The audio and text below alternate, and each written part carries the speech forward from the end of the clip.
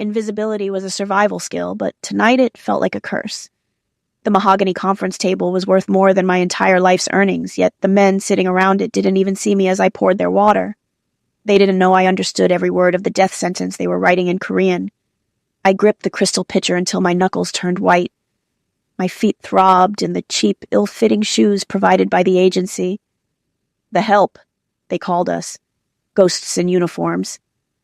I kept my eyes lowered, watching the reflection of the chandelier in the polished wood, trying to pretend I was just Shalisa the maid and not Jalisa Davis, the former corporate law prodigy who had lost everything 3 years ago. The pain in my feet was a dull roar, but it was nothing compared to the fear that had been living in my chest for months. My father Anthony was lying in a hospital bed 5 miles away, waiting for a surgery that cost more than I made in 5 years. Every hour I spent here was another hour. The hospital billing department threatened to discharge him. "Sign it, Chairman," Jewel Young said in Korean. His voice was oily, smug.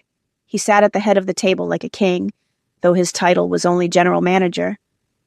"It's a standard unification treaty. We end the territory disputes. You keep your title, and I handle the logistics." Minjun sat opposite him. The staff whispered about him in the break room. They called him the Dragon. Looking at him now, I understood why. He was terrifyingly beautiful, sharp jaw, eyes like cold obsidian, and a stillness that made the air around him feel heavy. He wore his power like the midnight blue suit that fit his broad shoulders perfectly. A tattoo of a dragon's tail peeked out from his crisp white collar, a warning to anyone foolish enough to look too closely. He didn't pick up the pen. He just stared at Ju Il-young. "Standard unification," Minjun repeated, his voice deep and rough like gravel over velvet. He spoke with a quiet intensity that made the other men in the room shift uncomfortably. "You're generous, Il-young." "We just want peace." Il-young smiled, but it didn't reach his eyes. Next to him, the lawyer, Yang Hongki, shuffled a stack of papers nervously.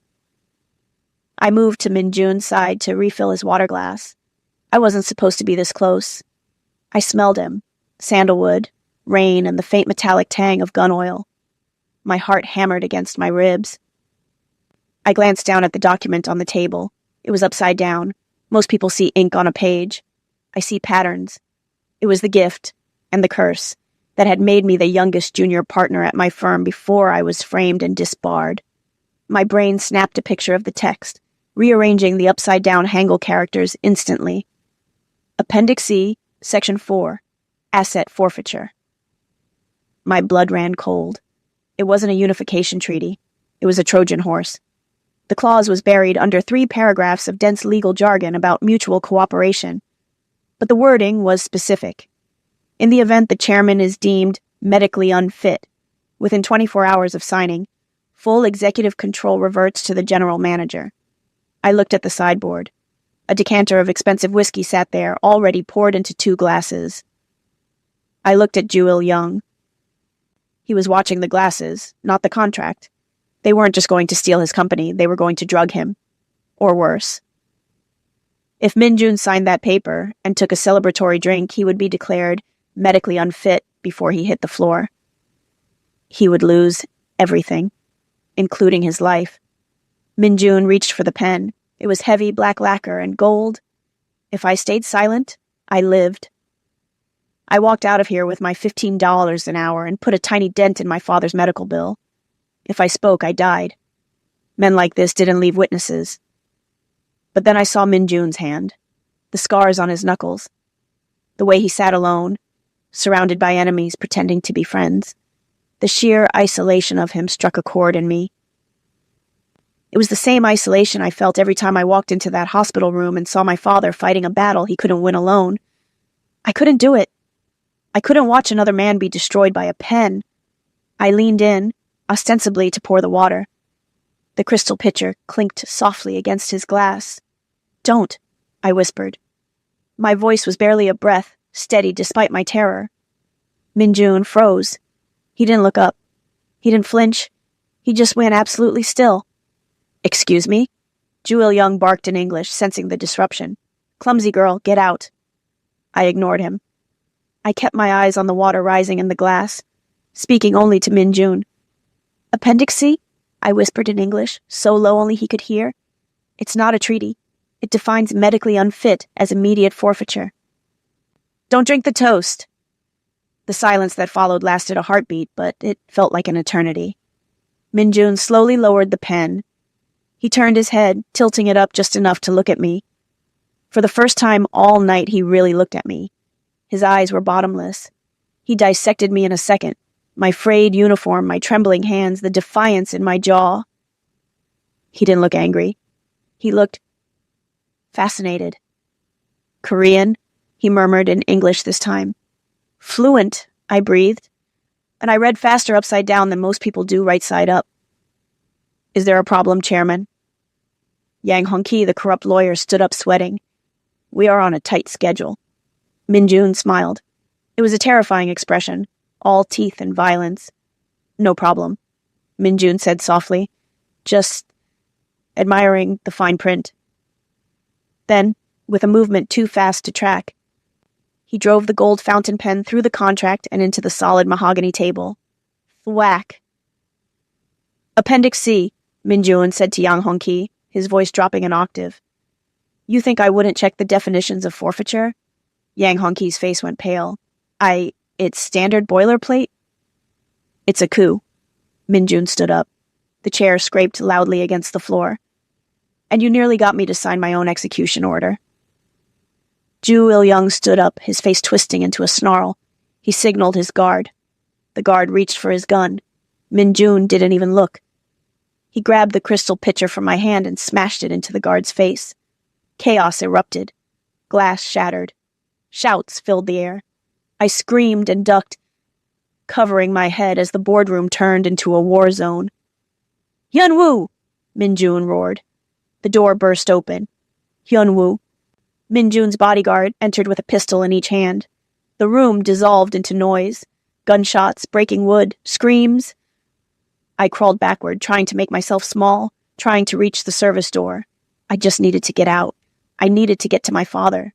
But before I could reach the handle, a hand grabbed my arm. Strong fingers gripped me with bruising force, hauling me upright. I looked up into Min Jun's face. There was a smear of blood on his cheek, not his. "You," he growled. "Who are you?" "Jalisa," I gasped. "Just Jalisa." "You're not just Jalisa anymore." He pulled me behind him as he kicked the table over, creating a barricade against Ju Il-young's men. "You're the woman who just saved my life." A bullet pinged off the metal frame of the chair next to us. Min Jun returned fire, his body shielding mine completely.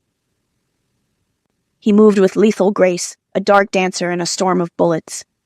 "We're leaving," he commanded, dragging me toward the private elevator. "I can't," I yelled over the noise. "My father—" "Your father is dead if you stay here," Min Jun shouted back. He fired 2 shots that dropped a man charging us. He shoved me into the elevator and slammed his hand on the keypad. The doors hissed shut, sealing us in the sudden ringing silence. I slumped against the mirrored wall, sliding down until I hit the floor. My heart felt like it was going to explode. I was hyperventilating. Min Jun holstered his weapon. He adjusted his cufflinks, checked his phone, then looked down at me. The adrenaline was fading, replaced by that cold, calculating stillness. He crouched down in front of me. He didn't touch me, but he was close enough that I could feel the heat radiating from his body. "Appendix C," he said thoughtfully, hidden in the definitions. Even my lawyers missed it. "Your lawyers are lazy," I choked out, trying to find my breath. "Or they're on Il-young's payroll." His eyes narrowed. "And you? Whose payroll are you on?" "Nobody's. I make $15 an hour cleaning up after people like you." "Liar." He reached out, his thumb tracing the line of my jaw. His skin was rough, calloused. The touch sent a shockwave through me that had nothing to do with fear. A maid who reads legal contracts upside down, who speaks fluent Korean, who spots a trap that would have toppled an empire. He leaned closer. "You're a spy." "I was a lawyer," I snapped, the old anger rising up. "Top of my class. Until I was set up. Now I'm a maid." "Is that tragic enough for you?" Minjun stared at me for a long moment. Then, slowly, a genuine smile touched his lips. It transformed his face from a weapon into something devastatingly handsome. A lawyer, he mused, and a survivor. The elevator dinged. The doors opened to a penthouse, not a lobby. His penthouse. I scrambled to stand up. Let me go. I won't tell anyone. Go? He laughed, a dark, low sound. He stepped out and beckoned me to follow. You just humiliated my biggest rival and proved you're smarter than my entire legal team. You think I'm letting you walk out that door? I saved you. Exactly. He turned, his eyes locking onto mine with possessive intensity. And I protect what is valuable. As of 5 minutes ago, Jalisa. He stepped close, crowding me against the doorframe. You became the most valuable asset I own. I woke to the smell of antiseptic and expensive coffee. For a moment, I thought I was back in the hospital waiting room, dozing in a plastic chair while waiting for news about my father. But the surface beneath me was too soft. The air was too clean. I opened my eyes. I was lying in a bed that was bigger than my entire apartment. The sheets were gray silk. The room was massive, minimalist, and cold. I bolted upright. I wasn't in my uniform. I was wearing an oversized black t-shirt that smelled like sandalwood and him. The events of the night crashed back into my memory. The boardroom, the pen, the gunshots. Minjun. You're awake.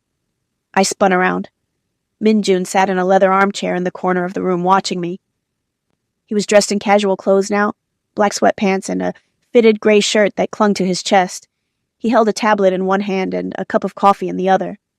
Where are my clothes? I demanded, pulling the sheet up to my chin. Disposed of, he said simply. They were covered in glass and cheap detergent. You needed better. He stood up and walked toward the bed. I scrambled back until my back hit the headboard. Relax, Jalisa. If I wanted to hurt you, I would have left you in that boardroom for Il-Young to find. He placed a tray on the bedside table, a bowl of steaming porridge and a glass of water. Eat. You're malnourished. I can see your ribs. I don't want your food. I want to leave. My father needs me. Your father is fine. The air left my lungs. What did you do? I did nothing. My men, however, paid a visit to the billing department of St. Jude's Hospital this morning. He tapped the screen of his tablet and turned it toward me. It was a receipt, a payment confirmation. Patient, Anthony Davis. Balance, 0.20. Paid in full, Minjun said, including the advance for the spinal surgery. It's scheduled for Tuesday. I stared at the screen. The number swam before my eyes. $150,000. Gone. Just like that. Why? I whispered. Why would you do that? Because I pay my debts. He sat on the edge of the bed. And because I need leverage. Leverage? Ju Il-Young knows you warned me. He saw you whisper. In his eyes, you're the reason his coup failed. There is a bounty on your head, Jalisa. $50,000. Dead or alive. My stomach dropped. $50,000? Insultingly low if you ask me. He picked up the spoon and stirred the porridge. But enough to make every freelancer in Chicago look for you. If you walk out that door, you're dead within the hour. And if you're dead, who takes care of Anthony? The trap snapped shut. I heard it loud and clear. He had paid the bills not out of kindness, but to bind me to him. So what? I stay here forever? You're a maid? No. He looked at me, his dark eyes intense. I don't need a maid. I have plenty of those. I need... He paused, searching for the word. I need a weapon. I'm not a weapon. I'm a disbarred lawyer. Precisely. He pulled a folder from beside the chair and tossed it onto the bed. My legal team is compromised. You said it yourself. Yang Hongki missed the clause on purpose. I need someone who can read the fine print. Someone who hates the system as much as I do. I looked down at the folder. It was labeled Guillaume Riong, Internal Audits. You want me to work for you? I want you to verify my empire. His voice dropped, becoming rough and intimate. You said you were set up? That the law failed you? Good. Use that anger, find the leaks in my organization, find the rats, help me clean house. And in exchange? In exchange, your father gets the best medical care in the country. And you... He leaned in, his face inches from mine. You get my protection. Real protection. The kind where no one ever looks down on you again. I looked at him. Really looked at him. He was dangerous. He was a criminal. He was everything I should run from, but he was also the man who had just saved my father's life with a swipe of his finger. I reached for the spoon. My hand was shaking just a little. I need a laptop, I said, my voice steady. And access to the encrypted files. Minjun smiled. It was the same smile from the elevator. Predatory, proud, and possessive. Done. He stood up and walked to the door, pausing with his hand on the frame. Oh, and Jaleesa? Yes? The t-shirt looks better on you than it does on me. He walked out, leaving me alone with the porridge, the files, and the terrifying realization that I had just signed a contract of my own. And this one didn't have an exit clause. The laptop Minjun gave me was worth more than my father's car. It was a sleek slab of matte black metal that hummed with quiet power, but the data on the screen was a mess. I sat cross-legged on the massive bed, the silk sheets pooling around me, scrolling through lines of code and financial ledgers that made no sense. It was 3:00 a.m. I hadn't slept. The adrenaline from the boardroom had faded, leaving behind a cold, sharp focus. Minjun had given me access to the internal audits folder, but it was like looking at a puzzle with half the pieces missing. Thousands of transactions, shell companies nested inside shell companies. It was a labyrinth designed to hide money, not track it. You're frowning. I didn't look up. I'm thinking. Minjun was standing in the doorway. He had showered. His hair was damp, falling over his forehead in a way that made him look younger, less like a dragon and more like a man. But the gun was back in the holster at his hip. Find anything? He asked, walking into the room. I found a mess, I muttered. Yang Hongqi isn't just corrupt, he's sloppy. Or he thinks you are.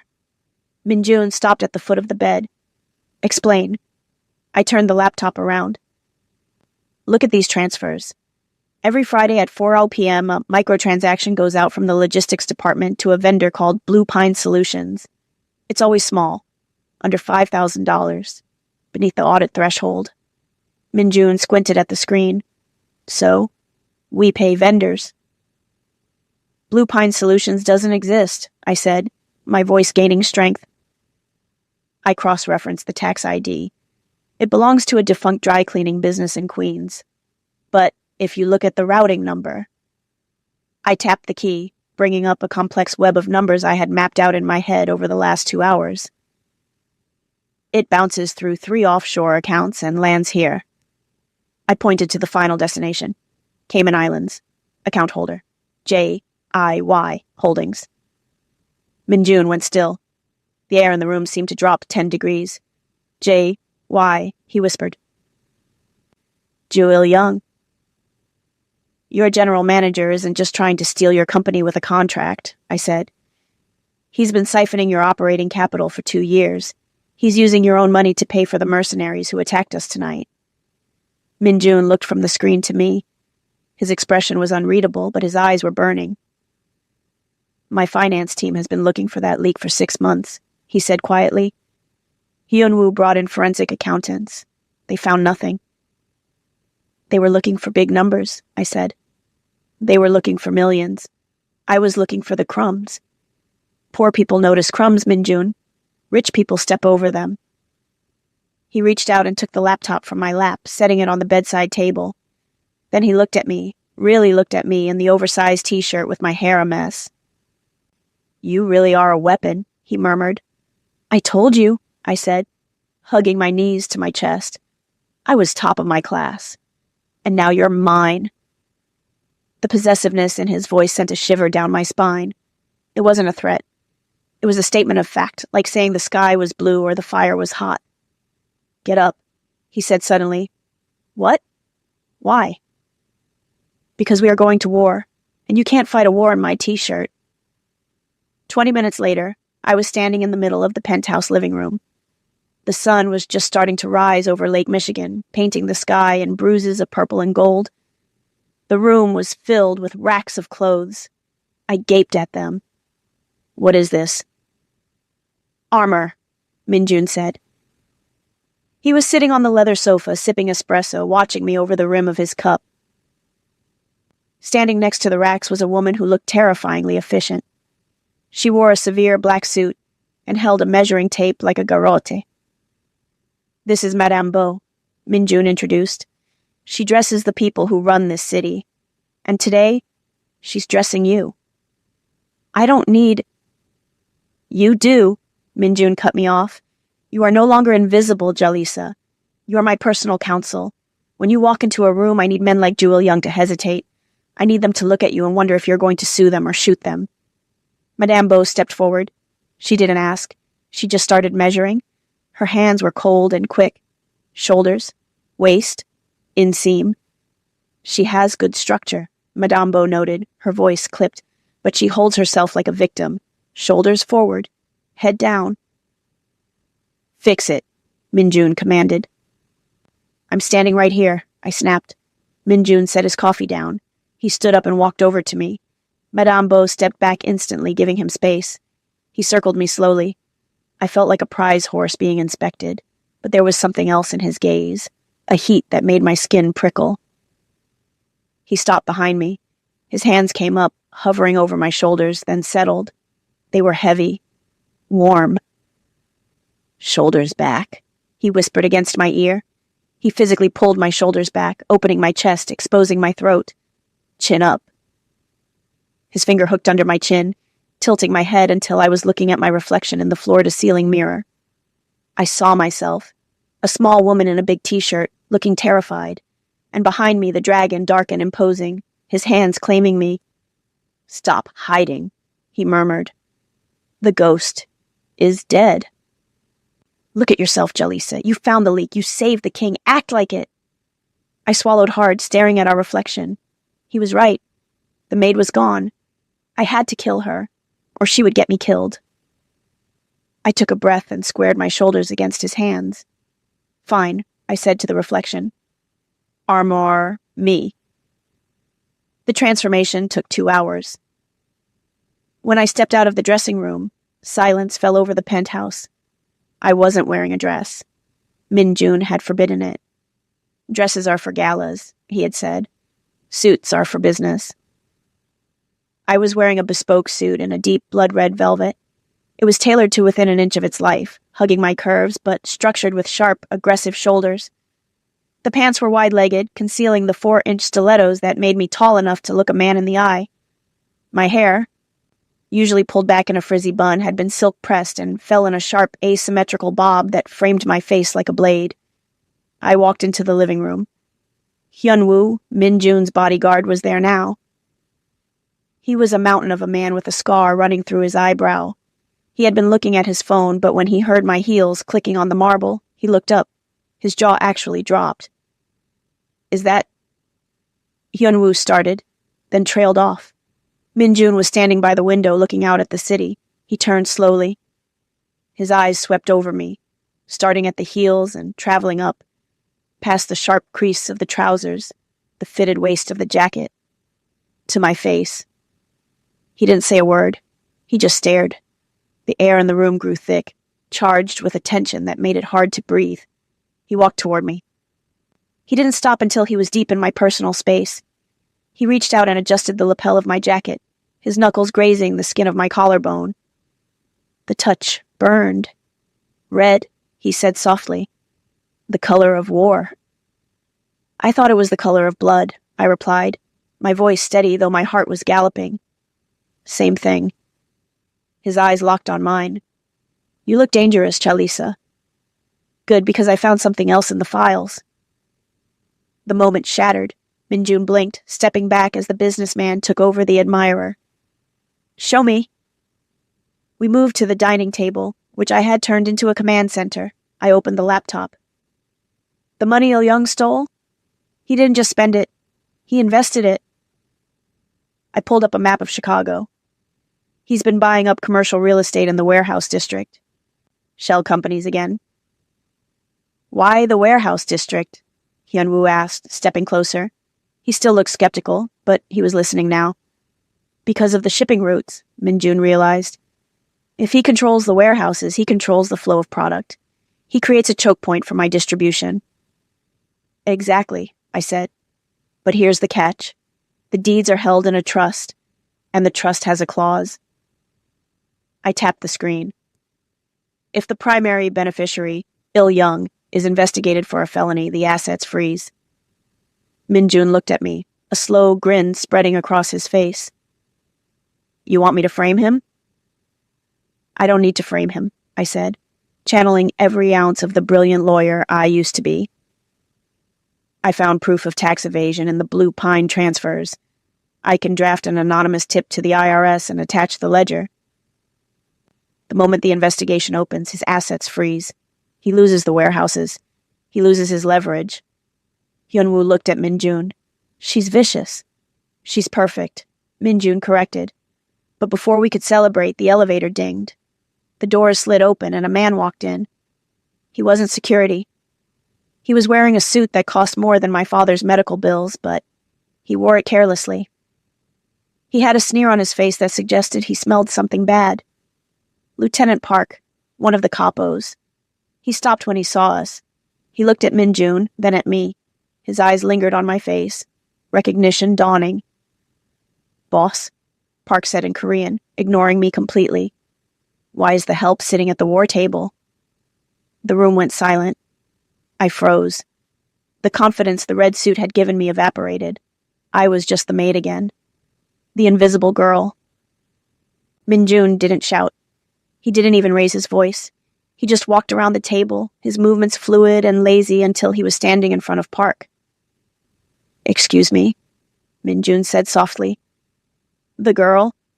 Park gestured at me dismissively. That's the cleaner from the agency. I saw her scrubbing the lobby floors last week. Why is she looking at classified intel? Is she keeping the seat warm? Park chuckled, thinking he had made a joke. Minjun moved so fast I barely saw it. 1 second Park was laughing. The next, Minjun had his hand wrapped around Park's throat, slamming him backward against the wall. A vase crashed to the floor. You will apologize, Minjun hissed, his face inches from Park's. The dragon tattoo on his neck seemed to writhe as his muscles strained. Now. Be boss. Park choked, clawing at Minjun's hand. She's just... She is my strategist, Minjun roared, the sound echoing off the glass walls. She saved my life while you were sleeping. She found the leaks while you were incompetent. She is not the help. She is the queen of this board, and you are a pawn. Do you understand? He tightened his grip. Park's face was turning purple. Do you understand? Yes, Park wheezed. Minjun released him. Park slid to the floor, gasping for air. Apologize to her, Minjun commanded, pointing at me without looking. Park scrambled to his feet, rubbing his throat. He looked at me. There was hate in his eyes, but there was fear, too. I apologize, Miss Davis, Park muttered. Louder, Minjun said, checking his watch. I apologize, Miss Davis. I sat there, stunned. No one had ever defended me like that. Not my bosses. Not the legal board. Not even my friends when I was disbarred. Minjun had almost killed a man for disrespecting me. A warmth spread through my chest, terrifying and intoxicating. Get out, Minjun said to Park. And if you ever look at her without respect again, I will take your eyes. Park fled the penthouse.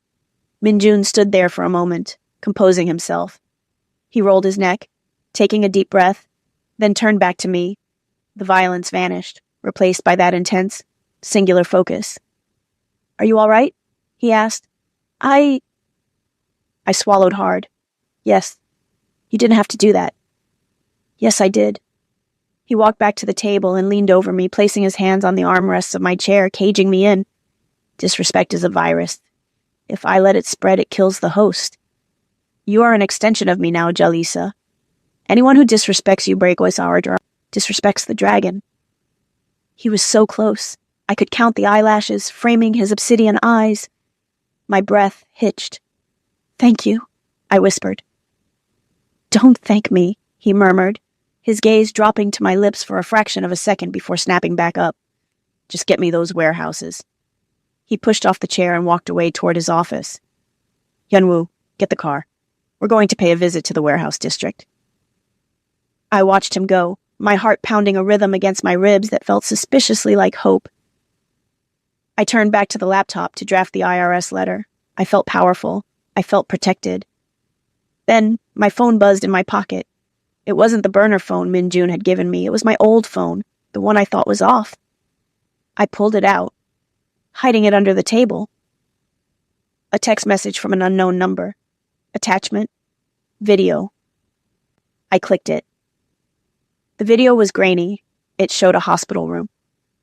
My father, Anthony, was sleeping in the bed. He looked peaceful. The heart monitor beeped steadily. Then, a hand came into the frame. It was wearing a black leather glove. The hand hovered over the ventilator plug. The video ended. Text followed. "Nice suit, Jalisa. We know you found the ghost accounts. Bring us the encryption key by midnight, or we pull the plug. Don't tell the dragon. If he finds out, Anthony dies immediately." The phone slipped from my numb fingers and landed in my lap. The red suit didn't feel like armor anymore. It felt like a target. I looked up at Min-jun's office door, where the man who promised to protect me was planning a war. He could save me from his enemies, but he couldn't save me from myself if I had to betray him to save my father. The phone in my pocket felt heavy, like a stone dragging me down into deep water. Midnight. I had 4 hours to betray the man who had just saved me. The penthouse was quiet, but it was the silence of a held breath. Outside, the Chicago wind battered the glass, a low, mournful howl that matched the storm inside my chest. I stood by the kitchen island, staring at a glass of water I couldn't bring myself to drink. My reflection in the dark window looked ghostly. Pale skin, wide eyes, the red suit now feeling like a costume for a play that had turned into a tragedy.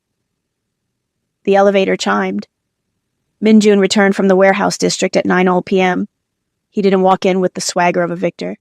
He walked in with the heavy, measured tread of a man carrying the weight of an empire. He looked exhausted. His tie was gone, his collar unbuttoned, revealing the throat tattoo that usually stayed hidden. His sleeves were rolled up, and his forearms were dusted with soot and grime. He looked raw, dangerous, and devastatingly human. "We got them," he said, his voice rough, like gravel grinding together. He didn't look at Hyunwoo or the other guards. He looked straight at me. Il-young's logistics are crippled, the choke point held. He was waiting for me to smile. He was waiting for his strategist to celebrate the victory she had engineered. I forced the corners of my mouth up. It felt like cracking plaster. "Good. That buys us time." "Time," he repeated. He walked toward me, bypassing the whiskey decanter, bypassing his security team. He stopped 2 feet away, invading my space in that way he always did, claiming the air I breathed. "It buys us everything." He reached out to touch my face. I flinched. It was a micro movement, barely a twitch, but Min-jun saw everything. His hand froze in midair. His eyes narrowed, scanning my face with the intensity of a sniper looking for a target. "You're shaking," he said softly. "I'm cold," I lied. The heating is set to 72 degrees. He didn't pull away. Instead, he stepped closer, trapping me against the marble counter. "You're not cold, Jalisa. You're terrified." He looked down at his own hand, the one hovering near my cheek. That's when I saw it. The knuckles of his left hand were split open. The skin was raw, weeping blood that had dried dark and crusted against the pale skin. The swelling was already turning purple. "You're hurt," I whispered, the distraction a welcome relief. Min-jun glanced at his hand as if it belonged to someone else. "A disagreement with a warehouse manager. He had a pipe. I had my hands." "Sit down," I commanded, my voice gaining a tremor of authority I didn't feel. "I need to clean that before it gets infected." He hesitated, searching my eyes for another second, then nodded. He sat on one of the high bar stools, his long legs spreading apart, his posture relaxing for the first time since he'd walked in. I retrieved the first aid kit from the bathroom. My hands were trembling as I set it on the counter. I felt like Judas washing the feet of Jesus. I was planning to sell him out in 3 hours, and here I was worrying about an infection. I took his hand. The contact was electric. His palm was hot, calloused. A worker's hand, a fighter's hand. It engulfed mine. I could feel the thrum of his pulse in his wrist, steady and slow like the beat of a war drum. I dipped a cloth in warm water and disinfectant. "This will sting." "Do it," he murmured. I dabbed at the raw skin. He didn't flinch. He didn't even blink. He just watched me. His gaze felt physical, a heavy weight tracing the line of my throat, the curve of my shoulder, the pulse fluttering wildly in my neck. "You have good hands," he said quietly. Gentle. I expected them to be colder. "Why?" I focused intently on the wound, refusing to meet his eyes. "Because you have ice in your veins when you work, Jalisa. You destroy men's lives with spreadsheets and don't bat an eye." His fingers curled slightly, trapping my hand against his palm. "But right now? You're trembling." "I'm not used to blood," I whispered. "Not like you." "No," he agreed. "You're not like me. You're better." The words hit me like a physical blow. I looked up. Minjun was watching me with an expression that terrified me more than his anger ever could. It was reverence. He looked at me the way a man looks at the only light in a dark room. "My father used to say that loyalty is bought," he said, his voice low and rumbly. "That you feed a dog to keep it from biting you. But you..." He reached up with his uninjured hand. This time I didn't flinch as his thumb brushed my lower lip. "I didn't buy you, did I? You chose this. You chose to fight for me." "I'm choosing to betray you," I thought, the scream echoing inside my skull. "I'm choosing my father over you." "I chose to survive," I choked out. "And now?" He leaned in.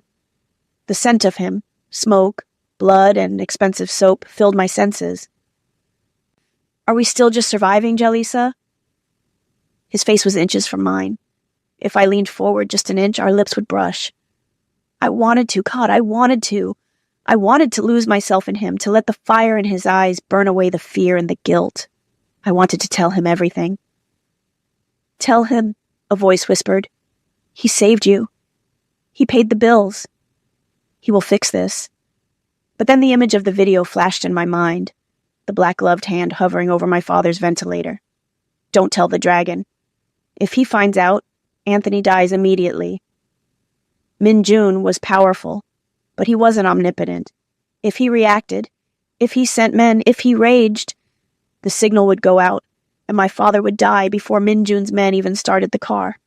I couldn't risk it. I had to handle this myself. I pulled back. The movement was abrupt, jarring. Minjun froze. His hand fell from my face. The warmth in his eyes cooled instantly, replaced by a mask of indifference. He sat up straight, pulling his injured hand from my grip. "All done," I said, my voice brittle. "Keep it dry." "Right." He stood up. The distance between us suddenly felt like a canyon. "Thank you, Jalisa." I have a headache," I stammered, backing away. "I need to lie down." "Go," he said. He turned his back to me, pouring himself a drink with his good hand. "We have a strategy meeting at 8 a.m. Be sharp." I fled the room. I felt his gaze burning a hole between my shoulder blades, but I didn't turn around. I couldn't. If I looked at him one more time, I would fall to my knees and confess. And confession meant death. I didn't go to my bedroom. I went to the guest office. I sat in the dark, the only light coming from the glow of the laptop screen. My fingers flew across the keyboard, coding with a speed born of desperation. Yang Hongqi wanted the ghost accounts. He wanted the encryption keys to the billions Minjun controlled. I would give them to him. I downloaded the keys onto a silver flash drive. But then, I opened the code structure. I wasn't just a lawyer. I was an obsessive perfectionist. In law school, I had taken cybersecurity electives just to understand digital forensics. I knew how to hide things. If user .rs unauthorized, Hambre execute protocol Judas. Kraltars, I typed the command lines, my breath coming in shallow gasps. I was building a logic bomb, a digital poison pill. To the naked eye, the drive would look perfect. It would show the accounts. It would show the balances. But the moment Honky tried to transfer a single cent, the code would execute. It wouldn't just lock the accounts, it would wipe them clean, scattering the money into 1,000 charitable trusts I had set up in the system and simultaneously ping the FBI Cybercrimes Division with Honky's exact IP address. It was a suicide mission. If Honky checked the code before using it, I was dead. If he tested it on a small amount, I was dead. But it was the only way. I had to save my father, but I refused to destroy Minjun to do it. I pocketed the drive. 11:15 p.m., I slipped out of the office. The penthouse was silent. The lights were dimmed to a low, amber glow. Yunwoo was sitting in the security chair by the elevator. His head was tipped back, eyes closed. He was snoring softly. I crept past him, my bare feet silent on the marble. I'd left my heels behind. I was wearing sneakers I had found in the closet. I reached the service elevator. I pressed the button. Please don't ding. Please don't ding. It arrived silently. I stepped in. As the doors began to close, I looked back at the living room. Minjun was standing there. He was in the shadows by the window watching me. He hadn't made a sound. He wasn't trying to stop me. He was just watching. His face was unreadable, a mask of stone. My heart stopped. He knew. He had to know. But he didn't move. He didn't call out. He just let the doors slide shut, severing the connection between us. Why did he let me go? I didn't have time to think. The elevator plummeted, taking me down into the dark. The city was a monster at midnight. I walked 3 blocks shivering in the biting wind before a cab finally stopped.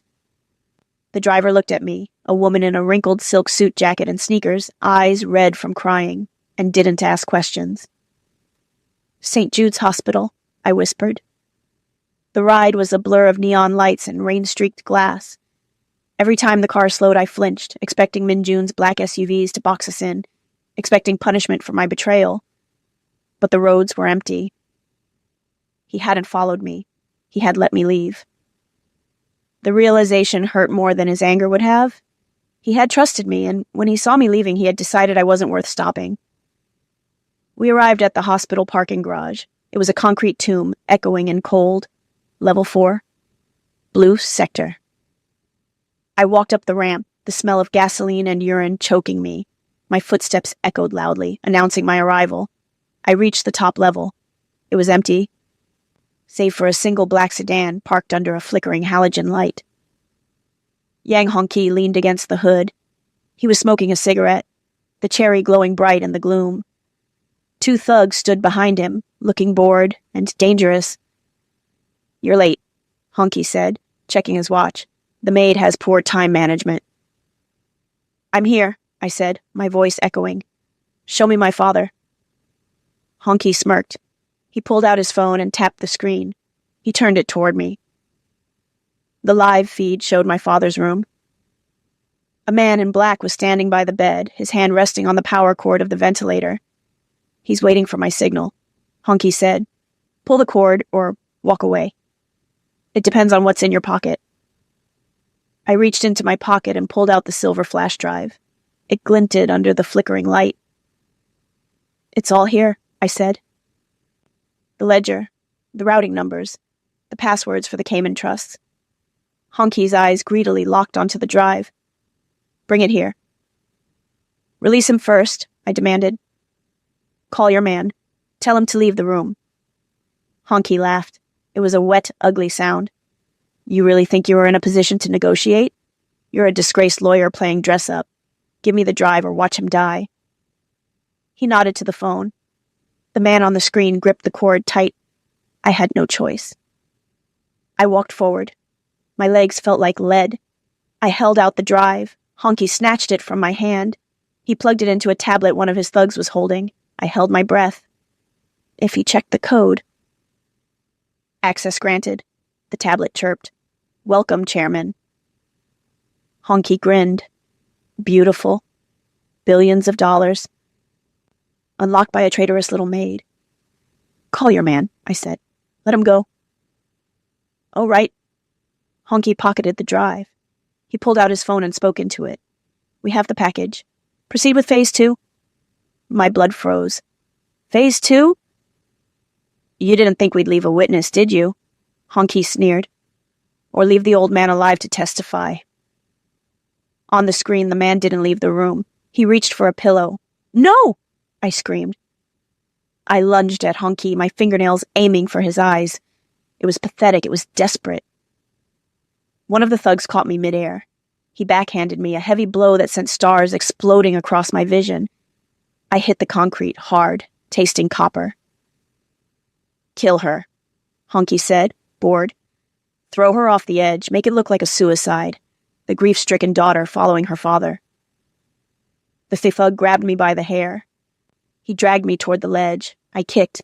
I screamed. I clawed at the concrete until my nails broke. "Minjun!" I screamed his name. I didn't know why. He wasn't coming. He had watched me leave. The thug lifted me. My feet dangled over the abyss. I saw the streetlights 4 stories down. I squeezed my eyes shut. Crack! The sound was deafening, like a thunderclap inside the garage. The thug holding me jerked violently. Warm, sticky fluid sprayed across the back of my neck. His grip went slack. I fell. Not off the ledge, but onto the hard concrete of the roof. I scrambled away, gasping, wiping the blood from my face. I looked up. Minjun was walking up the ramp. He looked like a nightmare. He had abandoned the stealth of a predator and embraced the brutality of a monster. He held a matte black pistol in his right hand. His face was a mask of cold, concentrated rage. "I believe," Minjun said, his voice echoing through the garage, calm and terrifying. "That belongs to me." Honky froze. "Minjun, how?" "You touched her," Minjun said. He didn't shout. He didn't run. He just walked, steady and inevitable as death. "I told the world she was mine, and you touched her." "She betrayed you," Honky shrieked, backing away. "She gave me the drive. She sold you out."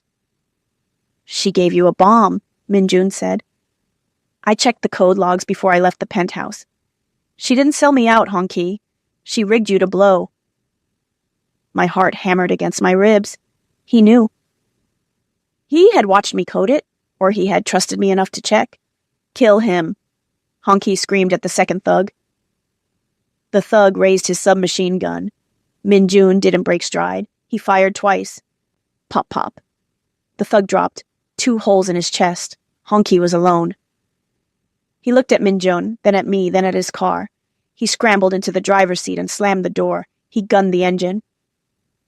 He wasn't trying to escape down the ramp. He was aiming for me. I was crouching by the ledge, nowhere to go. The headlights blinded me. The roar of the engine filled the world.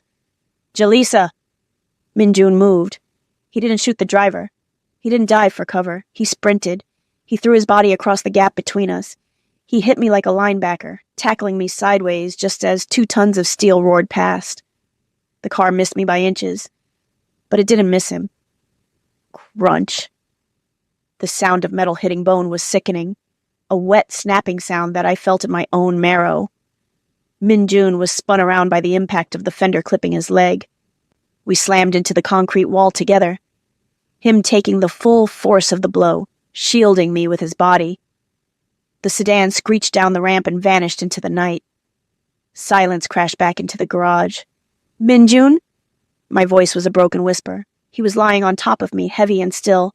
His breathing was ragged, wet gasps. "Minjun, please." I wriggled out from under him. He rolled onto his back. His face was gray, drained of color. His eyes were squeezed shut. Teeth gritted in agony. I looked down at his left leg. It was twisted at a wrong angle. The fabric of his sweatpants was torn, and white bone was visible through the blood that was soaking into the concrete. "Oh, God," I sobbed, hovering over him, my hands hovering uselessly over the ruin of his leg. "Oh, God." "Minjun." He opened his eyes. They were hazy with pain, but they locked onto mine instantly. "Are you—" He coughed, wincing. "Are you hurt?" "Am I hurt?" I screamed at him, tears streaming down my face. "You just jumped in front of a car. You idiot, you followed me. You knew I was leaving and you followed me?" I tracked. "Your phone," he wheezed. He reached up with a shaking hand, the one I had bandaged earlier, and touched my cheek. "I saw the text about your father." "You let me leave," I cried. "I saw you by the elevator. You let me go." "I had to know," he whispered. "I had to know if you would give them the real keys. If you were really mine." "I planted a virus," I choked out. "I was trying to save him without hurting you."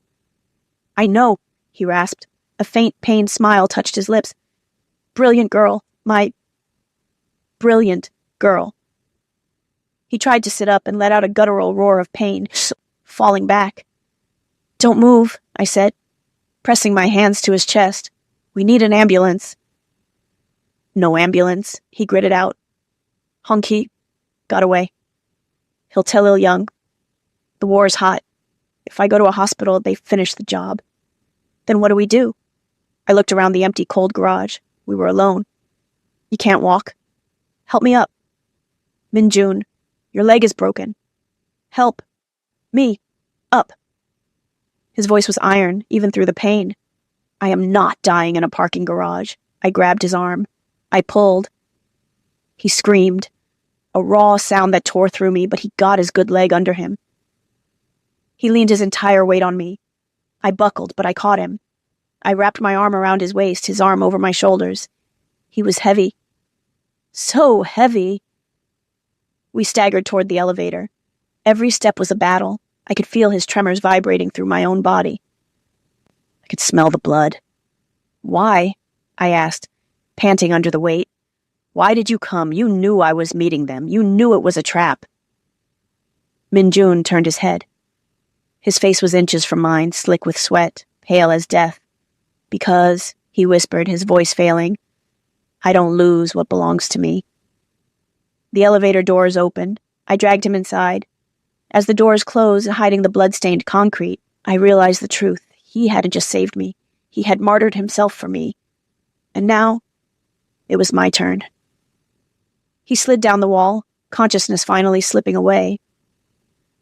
"Jalisa," he murmured, his eyes rolling back. "Fix it." "I will," I promised, kneeling beside him in the blood.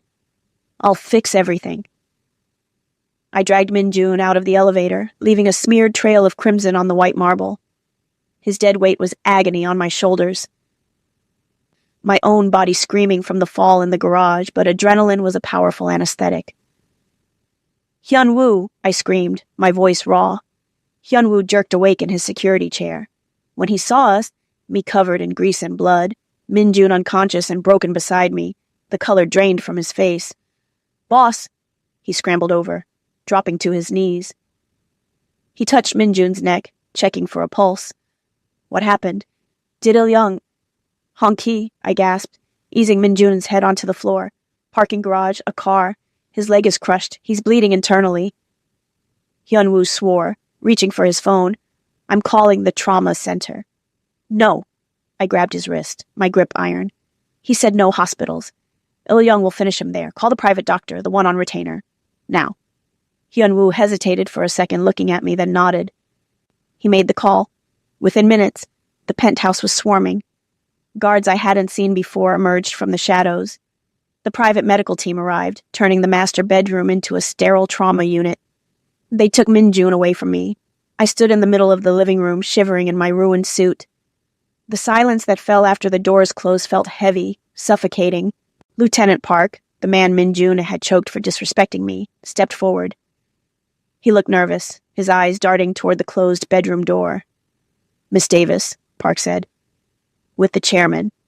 Incapacitated. And Il-young, mobilizing for war. We need to consider our options." "Options?" I wiped blood from my cheek, staring at him.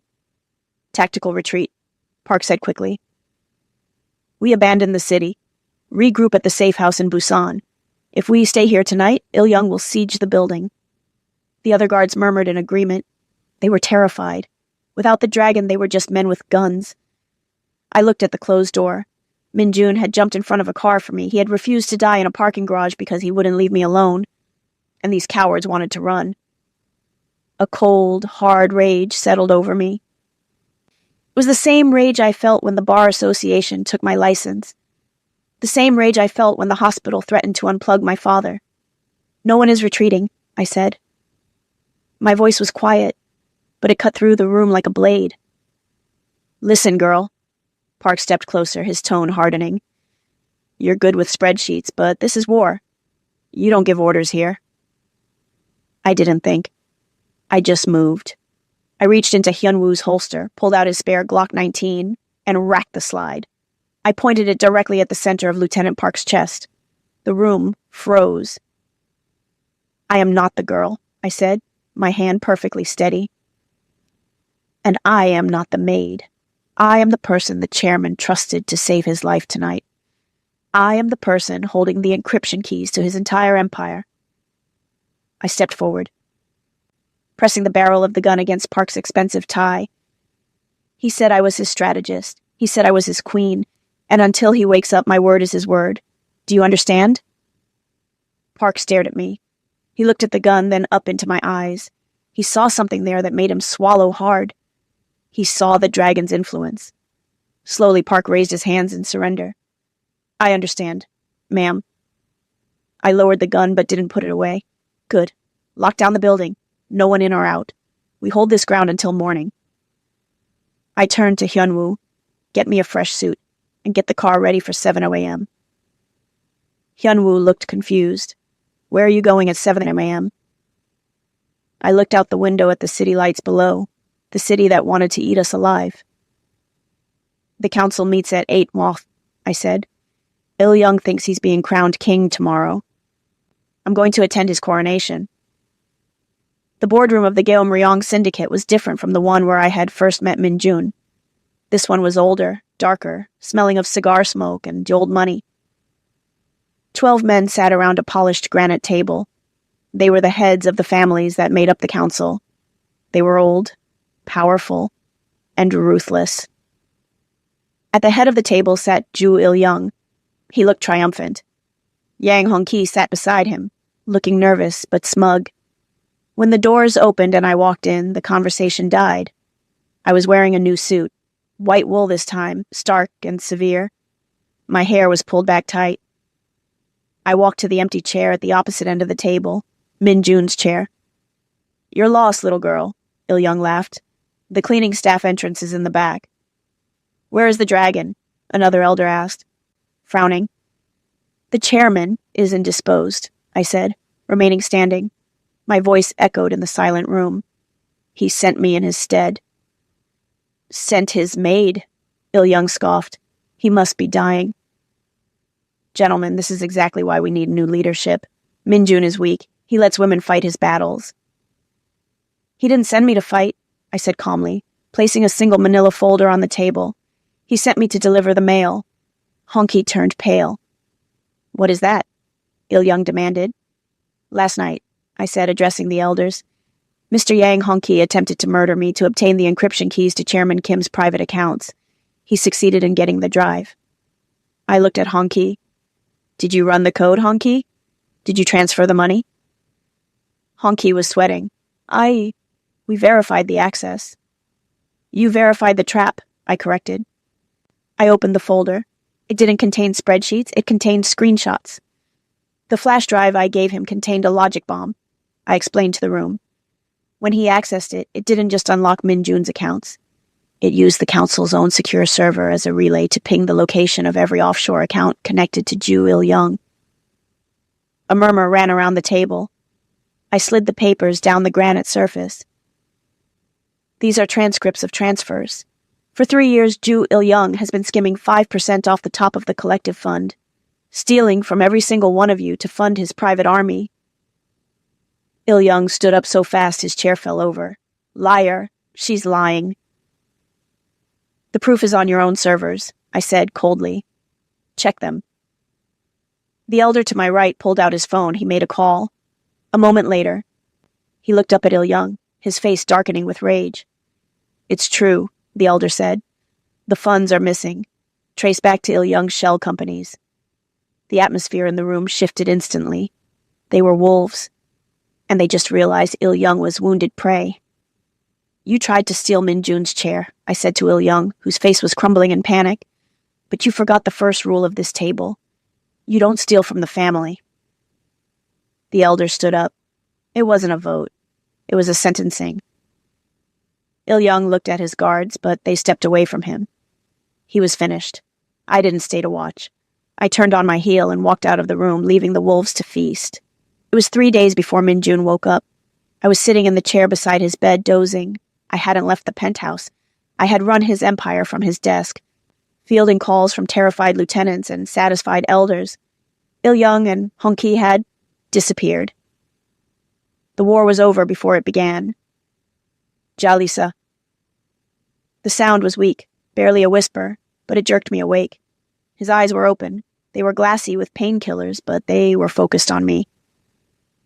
"Hey," I whispered, leaning close. I took his hand, the good one.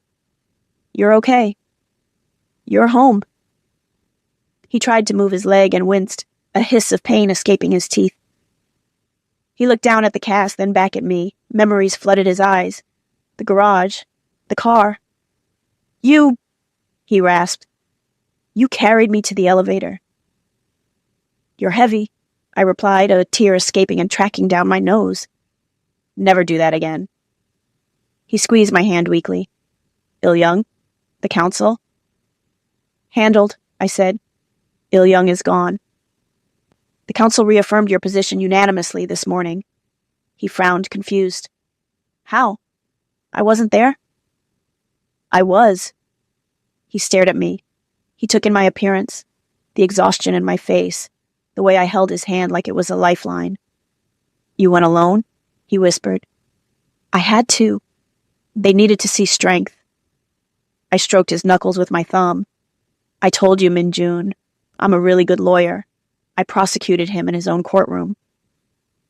He closed his eyes, let out a long, shaky breath, and then opened them again. The look he gave me was intense enough to stop my heart. It wasn't just gratitude. It was awe. "You saved me," he said. "My life. My legacy. You saved it all." "You saved me first," I murmured. "In the garage. Jalisa." He pulled on my hand, weak but insistent. I leaned closer until my ear was near his lips. "I didn't do it for the asset," he whispered. "I didn't jump in front of that car to protect my investment." My breath hitched. "Why did you do it?" He turned his head slightly, just enough so his lips brushed against my cheek. "Because I can replace an empire," he breathed, "but I cannot replace you." I closed my eyes, letting the words wash over me, feeling the warmth of his skin, the steady beat of his heart. The contract was broken. The deal was done. We were something else entirely, now. Later that night, the gala was over. We returned to the penthouse, the one Min-jun had bought the week we married. It was the highest tower in the city, but it was still just an elegant extension of the war room. Min-jun was in his office, his white shirt unbuttoned, reviewing the final numbers from the commissioner's agreement. I walked in, carrying a glass of water. I approached his desk, and he looked up, his expression softening instantly. "You should be resting," he murmured. "It was a long night." "I missed the view," I said, setting the water down. I walked past him to the opposite corner of the room, where he had installed a small ceremonial table, the exact size and shade of the mahogany conference table in Ju Il-young's old headquarters. It was a perfect dark mirror of the table where I had once been an invisible maid. I stood behind the empty chair at the head of the table. Min-jun rose slowly and walked over to me. He didn't stand at the head. He stood beside me, his arm wrapping around my waist, his chin resting on my shoulder. "You saved me from a death trap at that table," he whispered, his lips grazing my ear. "You destroyed Il-young on that table. Why do we keep this one?" I leaned back into his strength. "Because it reminds me that I was once Jalisa the maid, invisible, terrified, and about to be thrown away." I reached up and traced the dragon tattoo on his throat. But it also reminds me that you saw past the uniform. You saw the weapon. You chose me when I was worthless. You were never worthless, he countered fiercely. You were just disguised. And you were my Judas, I murmured, turning in his arms to face him. The man who let me walk away, knowing I was headed to my own execution. His face grew dark with pain. The pain of that betrayal and his subsequent sacrifice. I had to know. I had to know if the key was real. I had to know if you would choose him over me. And when I looked up and saw your face, after the car hit you, I continued, and you told me you didn't do it for the asset. You did it because you couldn't replace me. I rested my hands on his chest, feeling the steady thrum of his heart beneath the scars. That was the moment the contract ended. Everything since then has been a choice. My choice. Minjun didn't speak. He just lowered his head and kissed me. Not the soft public kiss of the gala, but the raw, claiming kiss